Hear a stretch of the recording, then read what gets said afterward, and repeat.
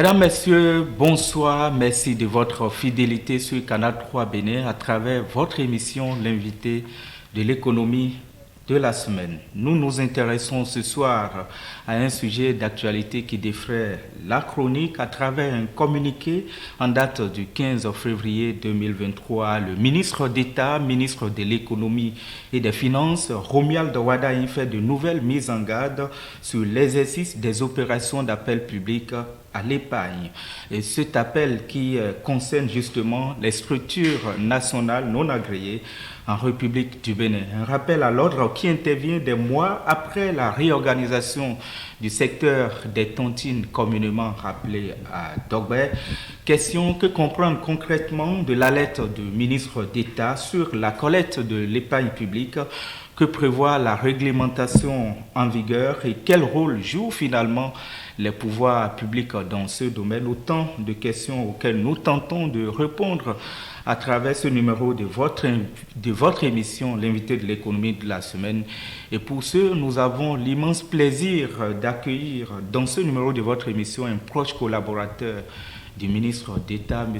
Bello Abdou Rafiou. Bonsoir, merci d'avoir accepté notre invitation. Bonsoir M. Achadi, c'est moi qui vous remercie. Monsieur Bello Abdou Rafiou, vous êtes le directeur général de l'ANSSFD, c'est un peu long, Agence nationale de surveillance des systèmes financiers et décentralisés. Vous êtes actuellement toujours, vous occupez aussi le poste de conseiller technique à l'économie du ministre d'État, ministre de l'économie et des finances, ancien directeur général du FNM, le Fonds national de la microfinance. On va dire une riche expérience que vous totalisez dans le secteur, plus d'une vingtaine d'années d'expérience dans le diagnostic macroéconomique et l'analyse du secteur bancaire et de la microfinance auprès de la BCAO, mais aussi après, par la suite, au sein de l'administration béninoise. Finalement, peut-on dire que vous avez une passion particulière à ce secteur ou à ce domaine? Merci. Je peux dire que je suis un homme de devoir. Un homme de devoir parce que tout ce qu'on me confie, j'essaie de le faire avec engagement. Économiste de formation, j'ai commencé par la Banque centrale des États de l'Afrique de l'Ouest, où j'ai fait de la macroéconomie pendant une dizaine d'années, avant de tomber dans la microfinance par accident, je dirais. Et depuis, je m'y suis évertué. À un moment donné, j'ai rejoint l'équipe du ministre d'État en tant que conseiller technique à l'économie. Et les questions, les thématiques liées à la microfinance m'ont rattrapé. Et depuis, je travaille sur ces thématiques avec beaucoup de passion. Vous avez débuté, vous l'avez rappelé, donc c'est peut-être pas coïncident que vous vous retrouvez dans la micro. Auparavant, vous étiez beaucoup plus, vous focalisiez sur la macroéconomie. Est-ce que ce changement n'a pas fait en vous quelques bouleversements, je vais dire, professionnels? Macroéconomie, microéconomie, c'est la même chose, c'est de l'économie, même si les perspectives diffèrent. Et ce dont il s'agit ici et qui rend le métier intéressant, c'est que nous regardons de près ce qu'il faut faire pour le bien-être de nos populations. Donc nous travaillons sur l'accès de nos populations à des services financiers de qualité. Et ça, c'est toute la joie qu'il y a à faire ce travail qui, quand même, pour emprunter votre mot, est passionnant. D'accord. Alors, est-ce que finalement, vous n'étiez pas obligé de faire quelques réajustements, quelques recadrages pour davantage mieux servir les populations, comme vous le dites si bien? C'est un apprentissage quotidien. J'ai eu une expérience diversifiée et ayant été agent de la Banque centrale ou étant toujours agent de la Banque centrale, j'ai eu l'occasion de toucher à plusieurs thématiques. Et cette expérience me permet aujourd'hui de m'adapter à toutes les positions qu'on me confie. Le tout pour moi, c'est une question de démarche, c'est une question d'envie de travailler et une question d'apprentissage. Nous sommes dans un apprentissage continu et nous continuerons de faire ce qu'on nous demande de faire avec engagement. Une dernière toute petite question avant d'entrer dans le vif de notre sujet, de notre entretien. Bon, en fait, c'est une tradition dans cette émission, clarification conceptuelle. Qu'est-ce qu'on peut comprendre de façon brève et succincte, je dirais, de la notion de l'appel public à l'épargne? La notion d'appel public à l'épargne est une notion codifiée par les textes en vigueur, notamment l'instruction 36/2019 du Conseil régional de l'épargne et des marchés financiers. Et on parle d'appel public à l'épargne lorsqu'une personne morale essaie de collecter des ressources auprès d'un ensemble plus ou moins large d'individus contre promesse de rémunération. Donc la notion s'étend aujourd'hui à tout ce qui est initiative de collecte de ressources auprès du public par démarchage, par publicité. Alors, quand je m'en tiens à cette clarification conceptuelle que vous faites sur la notion de l'appel public à l'épargne, est-ce qu'il y a finalement une différence entre l'épargne publique, l'appel public à l'épargne, les placements d'argent en ligne et aussi surtout les tontines communément appelées chez nous à Dogbe? Bien sûr qu'il y a une différence, mais tout concourt à l'appel public à l'épargne. Les placements en ligne sont des opérations financières qui sont faites au moyen de plateformes ou à travers divers moyens. Mais en amont, il y a toujours la collecte de l'épargne publique, il y a toujours de l'appel public à l'épargne. Pour les tontines, il s'agit d'initiatives de collecte d'épargne publique aussi. Et pour nous, lorsque la tontine se fait en groupe fermé, ça ne pose pas beaucoup de problèmes. Mais dès lors que c'est une tontine ouverte, dès lors que les gens se mettent ensemble et procèdent par des moyens de publicité, de démarchage, à une collecte intense de ressources auprès des populations, là, ça pose problème et ça tombe sur le coup de la loi. D'accord, quelle que soit la différence, je dirais de toutes les façons, le communiqué du ministre d'État a été d'une certaine injonction stricte qui appelle justement les promoteurs illégaux à arrêter immédiatement ceux qui n'ont pas l'agrément qu'il faut avant de mener cette activité. Dites-nous, monsieur le directeur général de l'ANSSFD, quels sont les mobiles qui sous-tendent ce communiqué, l'alerte du ministre d'État en réalité? Vous savez, le ministre de l'économie et des finances, ministre d'État, en tant que ministre des Finances, a la responsabilité de protéger les citoyens, de protéger l'épargne des citoyens. À ce titre, il a un dispositif de veille qui lui permet de remonter des informations du terrain. Et nous avons noté à travers ce dispositif que depuis quelque temps, il y a une prolifération d'initiatives diverses visant à collecter l'épargne des citoyens en dépit de tout ce que nous avons connu jusque-là. Je peux dire que depuis 2022, pas moins de 25 initiatives ont été découvertes et les dossiers transmis à la brigade économique et financière.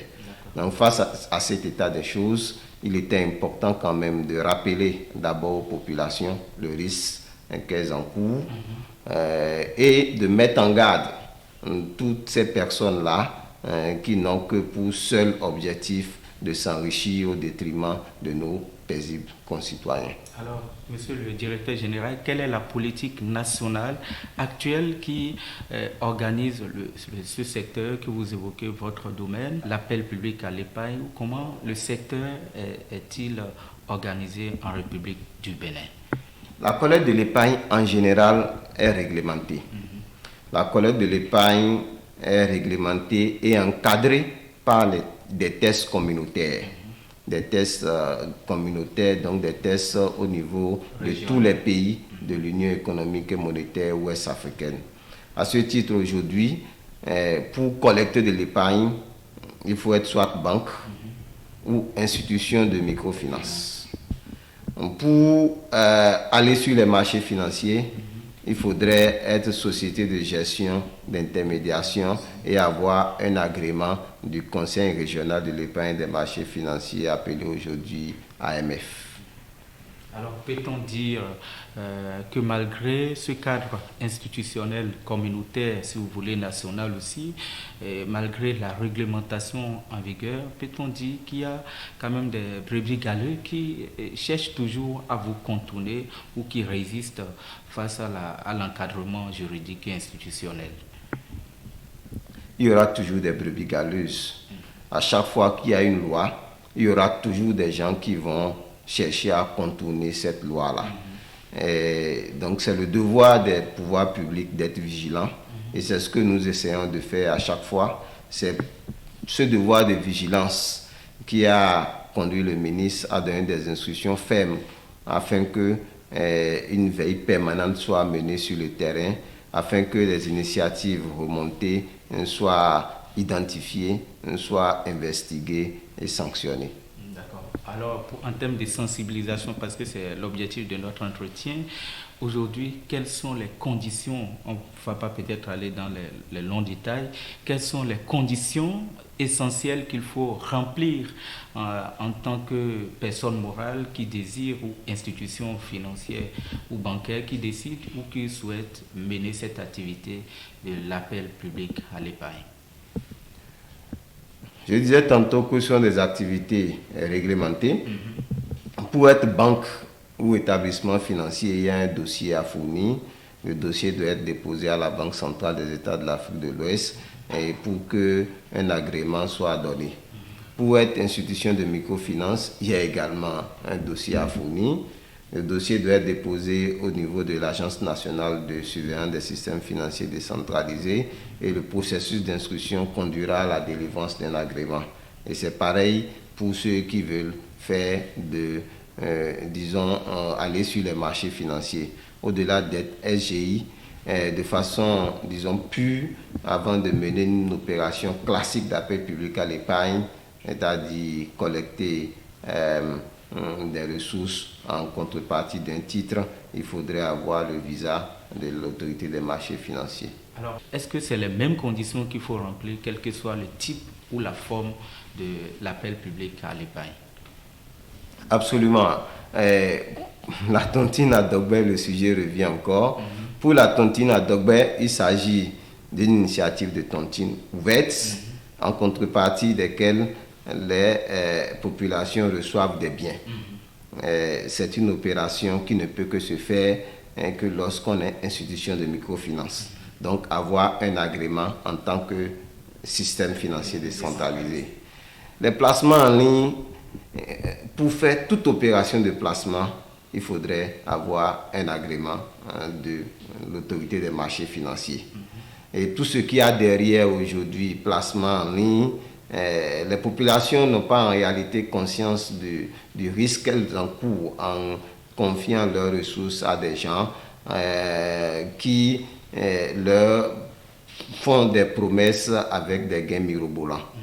Ce sont des individus qui généralement ne savent pas de quoi ils parlent, qui n'ont pas les qualifications nécessaires et qui mettent, je peux vous assurer, qui mettent sérieusement leur épargne en danger. Ces personnes peuvent disparaître, ces personnes peuvent subir des pertes énormes et ces personnes, en faisant des opérations à l'étranger, parce que ces plateformes sont des plateformes qui sont en général à l'étranger, ces personnes tombent sous le coup de la loi sur les infractions au contrôle de change, qui est une loi également qui réprime tout ce qui est fait en termes de relations financières extérieures sans autorisation. D'accord. Quel est le rôle que joue justement dans cette dynamique, je dirais, l'agence que vous dirigez actuellement? Je parle de la NLCSFD, l'agence nationale des systèmes financiers et décentralisés que vous dirigez actuellement. L'Agence nationale de surveillance des systèmes financiers décentralisés est ce qu'on appelle communément la structure ministérielle de surveillance du secteur de la finance décentralisée. C'est le bras armé du ministre dans la supervision des institutions de microfinance. Et l'agence a le devoir de superviser et de protéger l'épargne des citoyens. À ce titre, nous instruisons les dossiers de demande d'agrément. Nous contrôlons tout ce qu'il y a comme institution de microfinance au Bénin. Nous faisons ce qu'on appelle communément en termes techniques contrôle sur place, contrôle sur pièce, afin de nous assurer que ces institutions fonctionnent suivant les règles, afin de nous assurer que l'épargne des citoyens est bien protégée et, in fine, nous essayons d'avoir un rôle actif dans la lutte contre tout ce qui est initiative illégale de collecte d'épargne publique. Alors, ce qui nous intéresse aussi et qui intéresse justement les téléspectateurs, les Béninois qui nous suivent actuellement, c'est de voir quelles sont les activités, parce qu'on parle d'une agence nationale, ce n'est pas seulement au niveau d'un département, c'est sur le plan national. Quelles sont les activités que vous menez justement pour rendre effective, je vais dire, ce caractère national de l'institution que vous dirigez à travers ces différentes activités? En termes d'activité, l'instruction de demande d'agrément, c'est une activité nationale. Et toute personne... Dans toutes les communes, par exemple, les gens peuvent faire les demandes et vous avez vos représentants, vos méthodes de collecte des papiers ou des documents. Non, pour le moment, nos locaux sont à Cotonou, mais nous offrons la possibilité à toute personne qui a envie de devenir institution microfinance, de venir nous déposer des dossiers que nous instruisons. Nous conduisons régulièrement des missions sur le terrain pour inspecter les institutions microfinance.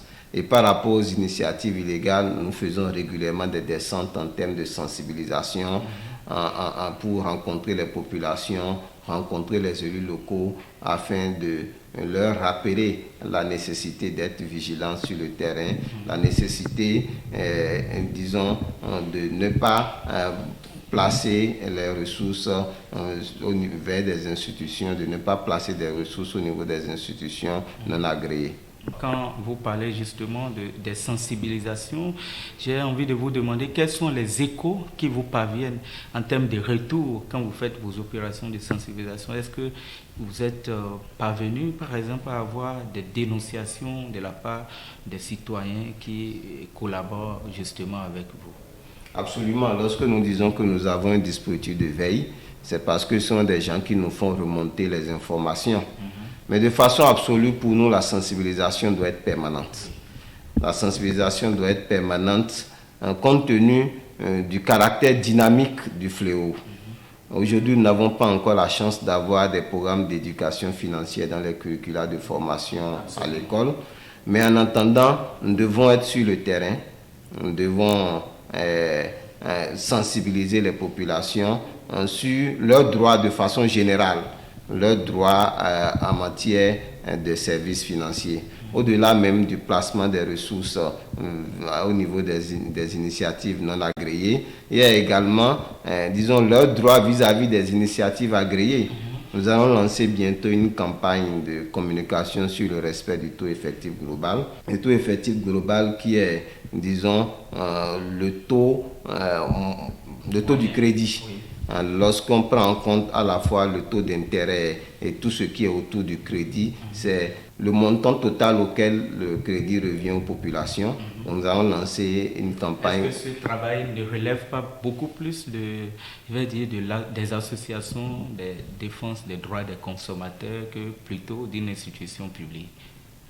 Si les associations pour le moment ne sont pas encore très performantes, l'État doit jouer son rôle. L'État doit jouer son rôle. Et nous, comme je l'ai dit tantôt, nous avons une mission de protection des citoyens.